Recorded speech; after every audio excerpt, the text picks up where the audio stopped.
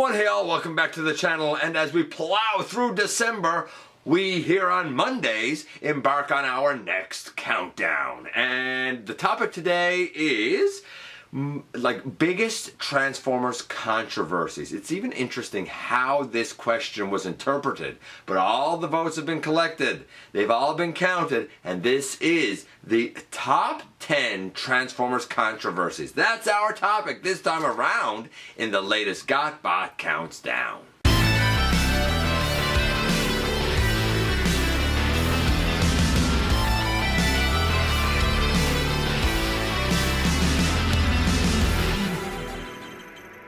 Hey one, hey all, welcome back to the channel. I'm your host, your most humble of hosts, Dennis Moulton, aka GotBot. As always, man, please like, comment, share, of course, subscribe, and while you're at it, light 'em up, baby. And hit that notification bell, please. It helps me out a ton. It lets you know when content of all sorts goes up here on the channel. Check out Machinery of Man, The Everything Factor, all the groups that I'm either a mod or an admin for, as well as all of my social media links. All of that is in the description down below. Also in the description down below, and if you're in a position to help the channel to grow, you can use the donate link. You can check us out on Patreon. You can see what we offer to you through Teespring, or of course you can hit the join button right here on YouTube and become a channel member. So, like I said, this is the top 10 Transformers controversies, and I think it's an interesting way even how voters interpreted the question, and I did leave it kind of as basic as that, so that we would kind of see how the answers would evolve. Some people took the question as controversies sort of within fiction, so to speak, like about certain characters or, you know, certain, changes of character, we'll say. We'll talk about that as it comes up. But other people took it as controversies from like the real world, like from the business side of things, or from licensing, or such things as that production, for example. So it's pretty interesting. It's across the whole gambit. If you interpret the question as real life controversies, there's going to be something here for you. If you interpret this question as controversies, you know, about the characters or the figures or whatever, there's going to be something here for you. So, we're going to kick things off with the honorable mentions first. And would you believe, with the flurry of votes that came in, we actually have 12 honorable mentions. And I know that's a lot, but that's more than the list, right? But all 12 of these had the exact same number of votes. So I was like, how do I pick 5 of these, you know, to be honorable mentions? So all 12 had the exact same number of votes. None of them made the list. First things first, is Beast Wars G1?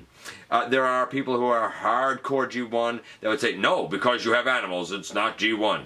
But the reality is that it is G1. It was supposed to originally be revisionist. I think they realized early on that's not going to fly. You're just going to alienate everyone. They still alienated some people, but it's explicitly now connected to G1. It is explicit that the Maximals and Predacons are descendants. We've even had crossover characters, the Ark, Optimus, Megatron, Starscream, and ever so many more. It is explicitly the future's past, so to speak, and so is Beast Machines. But for some reason it still persists that there's a controversy around it. So honorable mention number 1 is that. Then we have the focus, the oversaturation, if you will, of the Bumblebee character. Every time there's new fiction, it needs to focus on Bumblebee and why. If it's true that these franchises go in 3-year cycles, and then you have the youngest fans who kind of change their taste, then why is there still always a focus on B? How is it that he has endured so popular all these years? Because, you know, starting back with, for sure, the first Transformers movie in 2007, he's been very prominent for the last 15 years. Also an honorable mention would be the varying origins. Were the Transformers built and created by the Quintessons as manufacturing or consumer goods and military hardware, or the origin story of the 13 Primes along with the Allspark, Primus, and Unicron? Here's the way I kind of see it and understand it. Basically, the universe started, and the sentient core of the universe was the one who birthed Unicron first to explore the universe that was expanding. He kind of fell in love with the idea of chaos, so Primus was sort of created to sort of rein him in. The two of them battled for eons and found corporeal bodies, being the planets of Cybertron and, well, Unicron's body. They went dormant. In order to kind of prepare for the awakening once again of Unicron, Primus created the 13 Primes, smaller versions that could sort of act on his behalf. New life is created by the Allspark, which resides in the Well of Allsparks and holds part of Primus's own spark. And sentience is given and personality is given by Vector Sigma. The Quintessons invaded Cybertron when the Cybertronian race was still young, after the era of the Primes, but still an overall young race, and took advantage of really these young Cybertronians and made them believe that they had been built when really they had been conquered. And that's sort of how I reconcile it. Now, is that exactly correct? I don't know. I don't know how much of that is necessarily canon and how much of it is like fan fiction and how much of it is fan speculation and theory, and I don't know really what's been adapted. I know what works for me and my taste, but you might have a different take on it, and you might stick with the simplicity of being created by the Quintessons. Of course, the question comes up, who created the Quintessons? Since they're also, pretty robotic and stuff. What else do we have? The Matrix, and the controversy of, well, why would the Matrix choose Hot Rod over Ultra Magnus? Ultra Magnus seemed to be more of a leader, seemed to have those qualities and seemed to have that stature. So why did the Matrix choose Hot Rod? Again, it's been debated many reasons why Hot Rod was the one that was chosen. He touched the Matrix first when it was dropped. Some have said he had hidden leadership abilities. Some have said that the Matrix saw his energy and thought that youthfulness and energy could make him a leader for the long term. There's a number of reasons. I don't know if it's ever been confirmed. Who's the better leader, Megatron or Galvatron? The 86 movie swear words that we all know were somewhat controversial, especially in 86. The Season 3 Insecticons, what happened to those? If the original trio was destroyed, then what happened to the thousands of clones? Did they just become defunct? I feel like though some Insecticons still showed up in Season 3. Maybe I'm wrong. I can't remember for sure. Kiss Players. Enough said. Kiss Players is pretty controversial, pretty racy. The whole Casey Kasem and Carbamia episode, and when he ended up pulling out and a lot of characters lost their voice because of that, most notably Cliff Jumper, as well as the idea of mass displacement or mass shifting. And what else do we have? The whole Dinobot Slag Slug renaming and whether or not it's justified or a bunch of hokum and foolishness.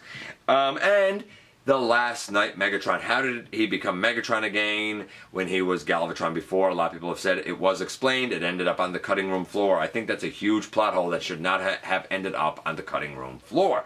All of those honorable mentions, all of those worthy questions and could have taken a place on the list. They did not. So, with all of that said, who did make the list? What controversies made the list? Well, we're going to kick things off with number 10 first, and number 10 is a tie.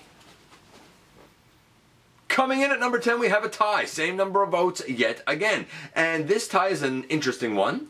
One ties really to the fiction, and the other ties, well, to some of the real-world business side of things. The first half of number 10 is, who is Ultra Magnus?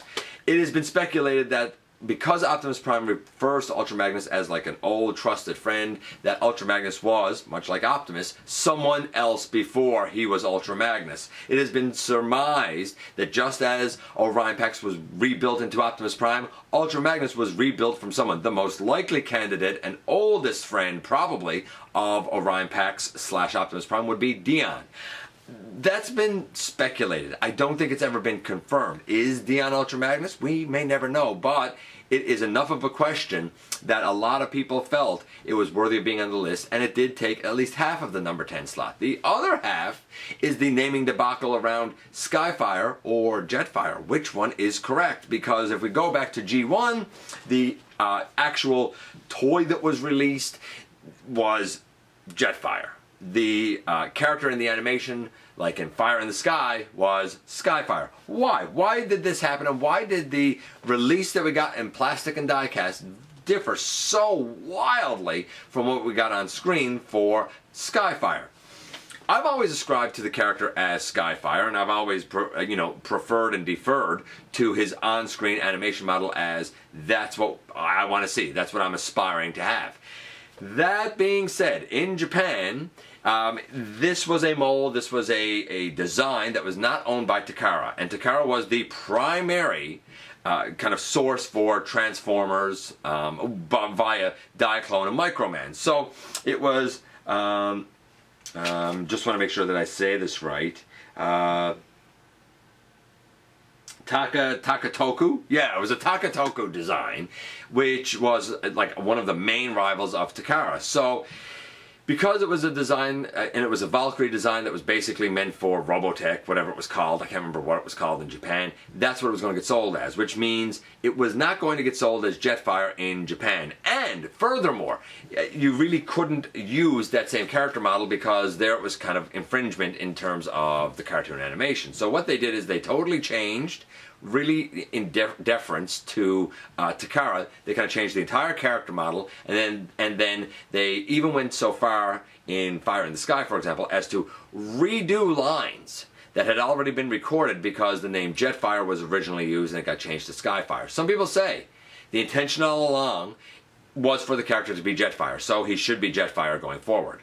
Some people say, much like me, that cartoon is king, so even though I know better, the first name that I was ever exposed to was Skyfire. So to me, he'll always be Skyfire. But because of some licensing and legalities, as well as some deference and, kind of tipping the hat to Takara and their hands being tied in Japan, both names are really somewhat acceptable. Both names are really somewhat accurate. And you can choose to use whichever one because there's an argument for both. Whether you want to choose the debate between Skyfire and Jetfire or the question of who is Ultra Magnus, both deserve to be on the list and both took the number 10 slot. Coming in at number 9, we have another real-world controversy. That is the dark story of Dreamwave Comics and Pat Lee. We all know that there are people that either love what Dreamwave did or don't love what Dreamwave did. And a lot of people know that it was Pat Lee's artwork that really kind of captured Hasbro's attention and sort of solidified that Dreamwave was going to get the license to do Transformers comics. What people didn't know is that as talented artistically as Pat Lee may have been, there's probably some dubiousness to the business dealings that he undertook as the lead of Dreamwave. So much so that it has been surmised that he kept certain funds for himself, that he certainly didn't pay some writers and some artists, especially some freelancers in particular. And when the darkest days of Dreamwave were coming and the horizon of bankruptcy was there, a lot of assets that Dreamwave still had got transferred out to create Dream Engine next. And the same sort of pattern would be repeated again, except now they had managed to kind of default on the mass amount of money that was owed by Dreamwave to a number of people, both to employees, both to contracted people, to contracts that businesses had. They, had like huge contracts and sales stuff with Diamond Select. I believe that none of it materialized. And in the end, nobody who was supposed to get paid from Dreamwave actually got paid from Dreamwave. I would venture to say that it is a lesson here about just because someone's creative doesn't mean that they should be doing business. And just because they're doing business doesn't mean they're doing it honorably. I've always looked at Dreamwave as a bit of a sad story and a blemish on the franchise we know and love, but also as a cautionary tale of how business can be done right or wrong. Anyway you cut it, the debacle surrounding everything that happened with Dreamwave takes the number 9 slot. Number 8 is the polarizing force known as, colloquially, the Bayverse.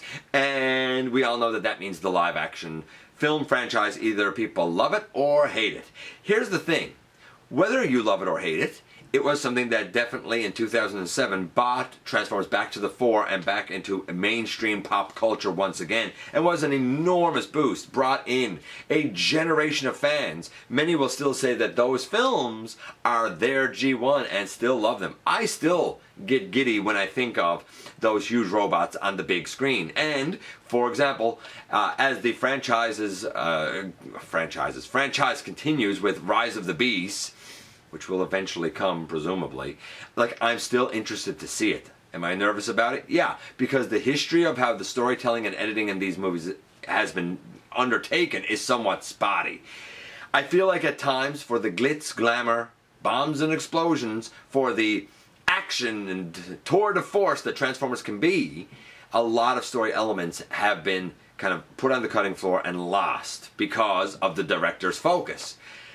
I have always taken these films to be fun. They're a fun romp with big giant robots, but some people get very tied to the story, and perhaps sacrificing story elements for the sake of glitz and glamour isn't the way to go. And perhaps that is the main source of friction and the main source of controversy, as the Bayverse comes in at number 8. Number 7's a bit of a fun one. What happens to Optimus Prime's trailer when he transforms into a robot? I think that this is really intended as part of G1 for the most part. He's had trailers in other things. In one of the films, for example, I believe he did have a trailer, and I don't necessarily remember that trailer becoming a part of his body when he would transform. Some Optimus Primes don't have trailers. Transformers Prime, for example. Some of them have trailers that do incorporate into their body. Some would look at Power Master Optimus Prime and say the trailer is used for an upgrade. But if we go back to what I honestly think is the intention with these votes, the G1 cartoon animation, when Optimus Prime transforms, his trailer always kind of backs off screen, and then it's just not there. So what happens to it? The best answer that's ever been surmised and sort of given is that it goes into like a pocket, like micro universe of its own, and that it can emerge from that when Optimus needs it for vehicle mode. I think that that's a very loose, convenient answer, but it's about as good of an answer as I think we're ever going to get some 35 to almost 40 years later. Anyway you cut it, Optimus's trailer, and where it goes when it goes off screen, has been on the minds of many a fan for many a year, enough that it took the number 7 slot. Number 6, and this one is tied both to a character and then what the real world after effect was, that being the death of Optimus Prime in G1. They haven't done it really since. The closest was in Transformers Prime when he went through a different evolution, a different transformation, if you will. And if you know RID, then you know that really Optimus kind of trained and was able to come back. But in G1, in that 86 movie, Optimus Prime died. The Matrix went out. He turned gray. His spark was extinguished. Not that they had sparks back then, but his power core, I guess, whatever, extinguished. And many, a generation of fans, a generation of kids were scarred by it, myself included. To this day, it still strikes a chord right here in the whole old heartstrings, you know? He was... To the people that created Transformers and those characters, they simply saw this as a brand refresh, new characters. We have to get rid of the old characters. We'll do it in a big way in the film. They've seen nothing like it. We don't have the limitations of what we have on TV. And to them, kind of, you know, writing off and killing off a lot of these characters was nothing more than, we're going to bring you new ones. It'll be great because there's new product coming. What they didn't realize was that you were going to have such outrage that these had become now beloved characters, that they represented something special in fans' lives. They weren't just about selling product. They were about a personality. They were about a persona. And there are many people who saw Optimus Prime very much as their father figure as well. It was a bit of a dark time because the film didn't quite get the positive reaction it wanted because people got up and walked out. You had kids that were crying in theater. There was a huge backlash, enough that the G.I. Joe film was specifically changed because Duke was supposed to also die there. And the creator said, we can't do this again. We took away Optimus Prime, we can't do it again. Optimus Prime was not supposed to return. But wouldn't you know it, because of fan outrage, they did the whole Return of Optimus Prime. Now in Japan, they really wanted to push Rodimus. So in Japan, when we went to the Headmasters episodes, about, I think, maybe 6 episodes or so in, what happened? Optimus sacrificed himself yet again. The death of Optimus Prime, one of the most significant, I will say, events in 80 cartoons history, and one of the most traumatic for a generation of fans. And it had enough of an effect on enough people that the votes rolled in, and this event was able to take the number 6 slot. And in the most coveted of countdowns, the most controversial of countdowns, we also come to the most coveted of spots, or arguably the most controversial of spots, with the halfway mark. And at the halfway mark, we have a real old debate, now one that's been around for a long time. Truck or monkey? I think that this debate really started to grow when a lot of people thought that Optimus Primal was a version of Optimus Prime, like a reincarnation, if you will, of Optimus Prime. A lot of people said, should Optimus be a truck or should Optimus be a monkey? Now, some 25, 30 years later, I think a lot of people realize that they're two different characters. Optimus Primal is a descendant of the Prime lineage, and somewhat related to Optimus Prime, his ancestor, rather than being Optimus Prime. And I think that now, because it's two separate characters, you don't get quite the same debate about it. What people debate now is, well, who do you prefer? Do you prefer Optimus Prime or do you prefer Optimus Primal? Do you prefer the truck or do you prefer the monkey? Which one do you think is a more formidable leader? Which one do you think is a more capable leader? Whether you go back to its roots of the same character being either truck or monkey, even though he's a gorilla, or whether you go to the modern debate of which character is better, either way you cut it, the old truck versus monkey is a classic controversy that may never go away, and it took the number 5 slot. And coming in at number 4, we have an origin story, wouldn't you know it? The origin of the Constructicons. We kind of talked about this before when we looked at top 10 unanswered questions. And it's a bit confusing about the Constructicons. There's a lot here to kind of talk about with it, and I'm not going to get exhaustive. But when we first heard about the Constructicons, Megatron says it was worth our time building them here on Earth, and the idea is that the Constructicons were built on Earth and became Devastator. But then the Secret of Omega Supreme would explain that the Constructicons were on Cybertron, and not only on Cybertron back in the day, but friends of Omega Supreme, and they were even around for the construction, for the birth, if you will, of Megatron himself. In fact, there were even more than 6 that were around. So what some people have did to reconcile this, and I wouldn't say this is canon, but what some people have done to reconcile this is they say, when Megatron says, yeah, it was worth building the Constructicons, it was worth the time we spent constructing them on Earth, what he really meant was it was worth kind of repairing them, reviving them, getting their personality components from Cybertron across the space bridge and kind of getting them active again. I could buy that. I could believe that they were on Cybertron, maybe committed some sort of a crime, much like the Combaticons. They were in some sort of a storage and got revived. I could buy it. But is that a definitive answer more than a fan theory, fan speculation, or a convenience answer? No, not really. Who came first? Megatron or the Constructicons? The chicken or the egg? Where were the Constructicons? On Cybertron or on Earth?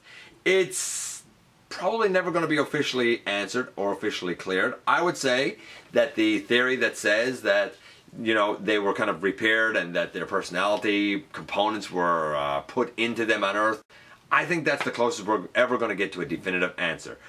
Because it can never, at this point, really be definitively answered, it's still one of those controversies, and it still is able to take the number 4 slot.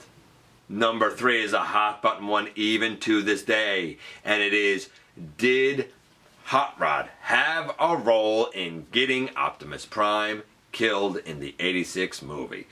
There's 2 camps here, 2 vehement camps. The first states that, yeah, Hot Rod was told by Cup, don't get involved, it's not your battle, stay out of it, kid. And no, he had to go over, interject himself. Optimus was trying to, get the shot on Megatron and couldn't because Hot Rod was in the way and he didn't want to hurt Hot Rod. And that momentary lapse is what allowed Megatron to not only grab the blaster that was close to him, but actually get it up and get it aimed and fired, right? So there's a lot of people who will say it's explicitly Hot Rod's fault because he never should have been involved, and it totally threw Optimus off.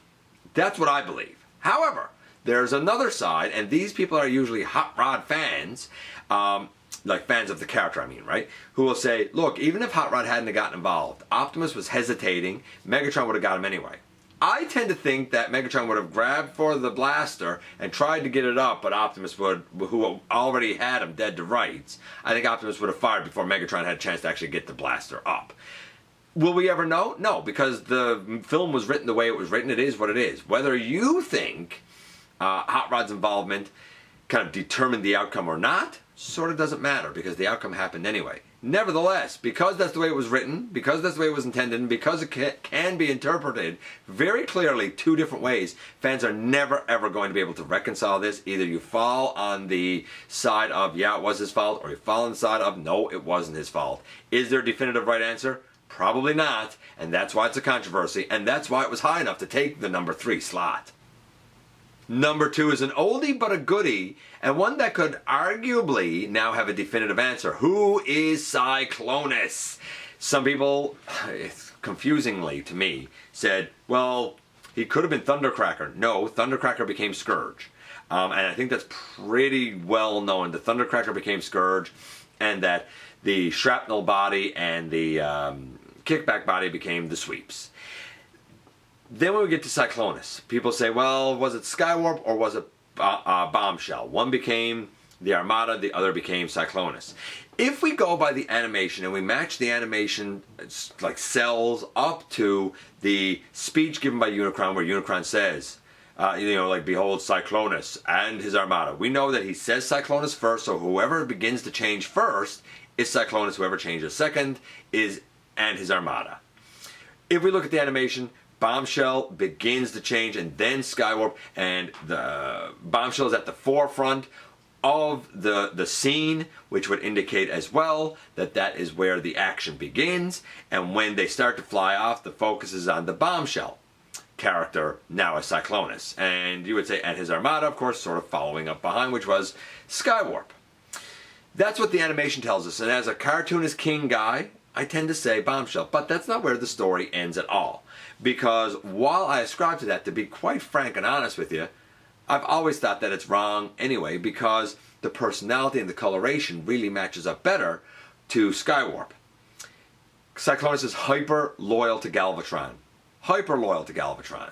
He's also heavily purple. Skywarp had a lot of purple. Even though he also had black, he had a lot of purple. And he's so heavily loyal to Megatron that even though he's revived first, rather than try and revive the others or take command for himself or not bother with anyone or anything, the first one he brings over is Megatron. Says, my leader, we live again.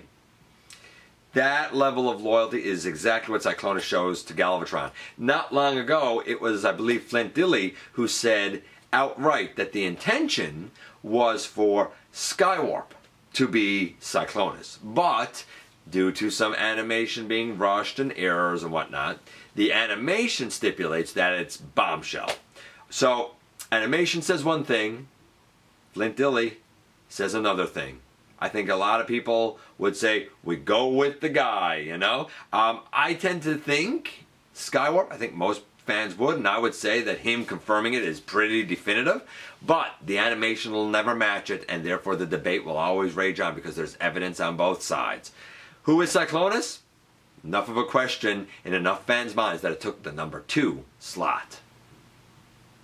And finally, here we are at the number 1 slot, man. Number 1, yeah. And this is an oldie but a goodie. This is a fun one, and there's arguments on both sides of the fence for it. Number 1. Rumble is blue, Frenzy is red. That's where I fall. Of course, there are people who will say Rumble is red and Frenzy is blue. There is definitely arguments here for both. And I think it really, what side you fall on, I think really depends on how you were introduced to those characters. If you knew them from their tech specs, if you knew them from the plastic, the die-cast, if you knew them from the toys that came out in the early 80s, then you would probably say, yeah, Rumble is the red guy and Frenzy is the blue guy, because that's the way it was in the packaging. If your first introduction to those characters was the animation, then you would probably fall on the side of Rumble being the blue guy and Frenzy being the red guy. To be fair, there are people who have said, no, the packaging was an error, and that all along Rumble was intended to be blue, and that Frenzy was intended to be red. And then you have people who say, no, the cartoon and that animation was incorrect and inaccurate, and they switched the names around. I don't know which one is true. I don't care which one is true, because either way, again, this is one of those cases where it is what it is. When I think of Rumble, I think of the like whiny little guy who's holding Spike by the shirt. No, is it Spike? Yeah, I think it's Spike by the shirt collar, or maybe Sparkplug by the shirt collar. And the other one comes over and starts banging on his back, and he like backhands him. And I think of the guy who has that fight with Hound under the water. That dude was blue, and that dude was called Rumble, and that's why I go with that. Of course, there are some people who would say, well, he wasn't blue at all. That character was purple. I don't see purple. I don't know why you would say it's purple. It's never been purple. I don't know what to tell you. And then, this was my favorite. This was my favorite. This vote came, and the guy said, look, Rumble is black, and Frenzy is blue, and Enemy is red. It kind of confused me for a while, and I even said, what to him? I haven't heard back from this voter since, but now I get it. He's talking about the main torso. He's saying the red and black guy is Rumble. He's saying the blue guy is, the blue guy is Frenzy, and he's saying the red torso with black highlights guy is Enemy. Neat, cool. Honestly, I did a custom Enemy. I can get behind that. And but in terms of the whole Rumble Frenzy debate, for me, when I think Frenzy, it's going to be the black and red guy. When I think Rumble, it's going to be the blue guy. You might follow the other way, and that's okay too, because there's arguments for both. Enough fans immediately pointed that one out, because everybody debates it, even to this day, that the whole Rumble Frenzy debate easily, by far, took the #1 slot. There you have it, folks. We've gone from 10 down to 1 once again, and it was a fun one, and there were a lot of controversies that I didn't even mention. Why didn't Animated get a season 4? What else do we have here? IDW. Enough said. IDW Infestation, which I thought was a weird vote, but okay. Was, or is, Hot Rod / Rodimus a good character? A lot of people either love or hate the guy. There doesn't seem to be a lot of in-between there. What else do we have? Let's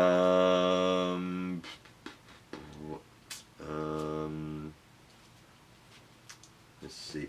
Female Transformers and how they came about, and did you need it because they're robots?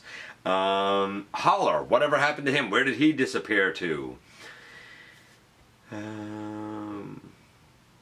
Where else? What else? The season 2 and 3 characters that just showed up. Did they all come across a space bridge? Where did they come from? What about guys that weren't confirmed as being taken out in the '86 movie? What happened to them? There's like a whole list of those characters that people asked about and said, like, were they still alive? Why weren't they in season 3? Wheeljack. Wheeljack was taken out in the movie, so why later on in Victory does he appear alongside Perceptor alive when well and kicking? What else do we have here? The whole War for Cybertron, Fall of Cybertron, Transformers Prime RID continuity, and how well that sort of actually fits together or doesn't fit together. Jazz's door wings. 2 door wings or not to have door wings, you know? To have door wings or not to have door wings. What else? What else? Death Source or Desirous and how his name goes pronounced. There's a lot of controversy. Some of them fun, some of them sad, some of them serious, but they are all part of the franchise and fandom that we know and love. I appreciate you coming by, giving me some of your extremely valuable time. I do know how important it is to you. If you're in a position to help the channel to grow, you can use the donate link. Check us out on Patreon. See what we offer to you through Teespring. Or, of course, hit the join button right here on YouTube to become a channel member. Don't forget that somehow, some way, each and every single day, you right there, you do make a difference, and I look forward to the next time that you and I get together to have another visit, either in the live streams on Thursday nights at the stop motion premieres or the old-fashioned way, baby, right here, you guessed it, inside the videos.